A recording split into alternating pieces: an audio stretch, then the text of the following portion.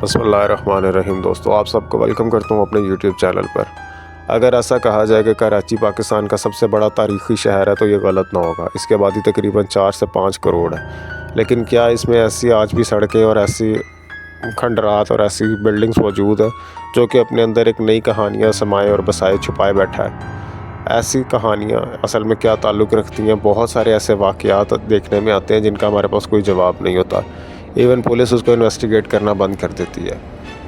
ऐसी एक सड़क का नाम है कारसाज रोड, जो कि अगर हम गाड़ी या मोटरसाइकिल पे ट्रैवल करें तो 5 से 6 मिनट लगते हैं, और अगर हम वॉकिंग डिस्टेंस में उसको ट्रैवल करना चाहें तो काफ़ी ज़्यादा टाइम लग सकता है, तकरीबन आधा घंटा तो कहीं नहीं गया।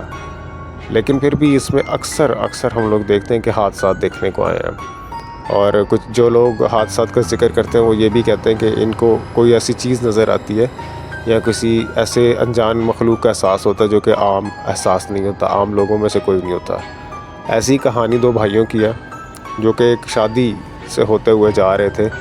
एक भाई छोटी उम्र का और दूसरा जो था वो उससे 5 साल बड़ा था। लेकिन जो बड़ा वाला भाई था वो हर बड़े भाई की तरह काफ़ी समझदार, सुलझा हुआ और सीरियस सोच का मालिक था, और छोटा भाई हमेशा की तरह एक हंसी मजाक से ताल्लुक़ रखने वाला और हर चीज़ को मजाक में टाल देने वाला था, और कंपैरेटिवली इतना सीरियस भी नहीं था अपनी ज़िंदगी में भी।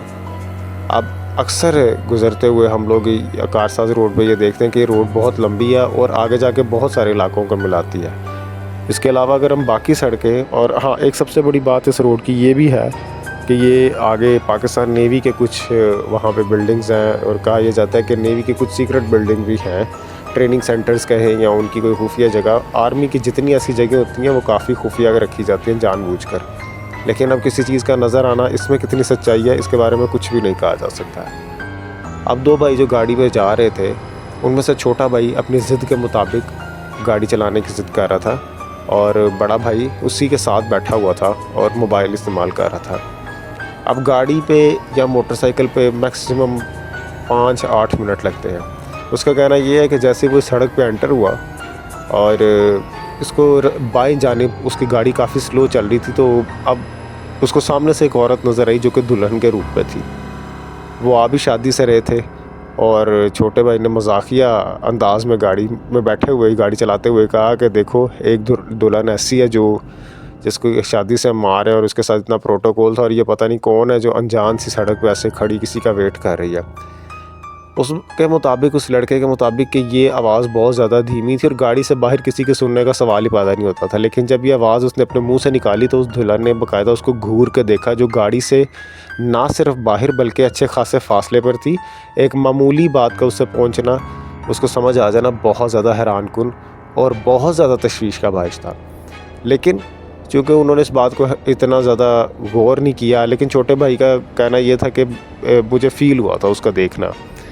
अब वो कुछ देर तक गाड़ी चला के 1-2 मिनट तक उसी रोड पर गाड़ी चलाता रहा, तो उसको इस बात का अंदाज़ा हुआ कि आगे भी कोई ऐसी ही दुल्हन जा रही है जो उसने पहले देखी थी। अब इसको थोड़ा सा डर भी लगा और थोड़ा सा एहसास भी हुआ, और इसने अपने बड़े भाई को कहा कि ये वही लड़की है जो वहाँ पे खड़ी हुई थी, ये वही दुल्हन है। बड़े भाई ने इसकी हर बात की तरह मजाक समझते हुए और इसको टाल दिया, और इसको कहा, गाड़ी चला, क्या कर रहा भाई।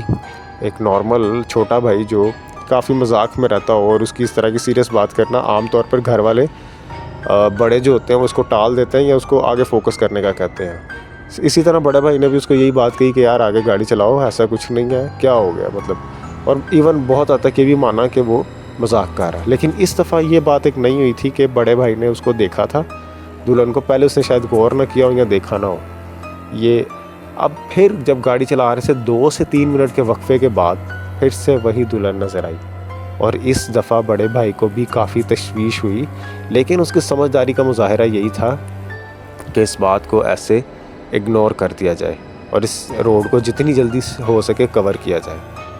अब छोटे भाई का कहना ये है कि इस दफ़ा मैं भाई से फोर्स कर रहा था कि आप गाड़ी चलाओ, अब मेरे से गाड़ी नहीं चलेगी, क्योंकि जो मैंने देखा है वही आपने देखा और आप इस पर बात नहीं करना चाह रहे। बड़े भाई ने भी कहा ठीक है, मैं गाड़ी चला लेता हूँ। लेकिन इन्होंने जहाँ पे जब दूसरी दफ़ा इनको दुल्हन नज़र आई तो इसके थोड़ा सा आगे जाके गाड़ी रोकी थी ताकि सीट चेंज की जाए, और जब इन्होंने सीट चेंज की तो वही लड़की, वही दुल्हन पीछे खड़ी हुई नज़र आई छोटे भाई को। और इसने चीख मारी और अचानक से गाड़ी में जाकर बैठ गया फिर से बहुत जल्दी से। और बड़े भाई ने ये चीज़ ऑब्ज़र्व नहीं की और जब वो अंदर आया तो उसने हालत देखी। उसने कहा, बड़े भाई ने अपने छोटे भाई से पूछा कि ये क्या हुआ था, क्या तुमने चीख क्यों मारी, पागल हो गया? उसने कहा, मुझे वही लड़की फिर से नज़र आई जो मेरे 5 या 6 फुट के फासले पर पीछे खड़ी थी। हालांकि हम उसको काफ़ी पीछे भी छोड़ कर आए हैं। बड़ा भाई हालत को समझ चुका था और उसकी समझदारी का मुजाहिरा यही था कि इस वक्त वो जितनी जल्दी हो सके टाइम पास करे और यहाँ से निकल जाए। हुआ कुछ ऐसे ही और उन्होंने जल्द से जल्द गाड़ी स्टार्ट की और वहाँ से चलते बने। लेकिन इन द एंड जब वो सड़क ख़त्म हुई और आगे जब कुछ सड़कें शुरू हुई उस रोड के एंड पर, तो वो सारी रोड, अगर आप कराची में रहते हैं तो आपको पता है कि उसके इर्द गिर्द कोई ख़ास गलियाँ नहीं निकलती। उसके वो एक इसी तरह का एक स्ट्रेट सी रोड है। तो जब ख़त्म हुई तो पीछे फिर मुड़ के छोटे भाई ने जब देखा तो वही लड़की उसको मुस्कुरा कर देख रही थी। और इसकी काफ़ी अरसे तक, ये जो छोटा भाई था, इसकी तबीयत बहुत ज़्यादा ख़राब रही थी और बहुत देर तक ये सही से बात नहीं कर रहा था लोगों से। काफ़ी खामोश रहा था और सुनसान जगहों पे जाने से भी डरता था। और कराची में रहते हुए इसके काफ़ी ज़्यादा इस रोड पे एक्सीडेंट्स देखने में है। इसके पीछे क्या रीज़न है, और कुछ ऐसे ख़तरनाक एक्सीडेंट्स भी हैं जिनमें लोगों की जान भी चली गई है।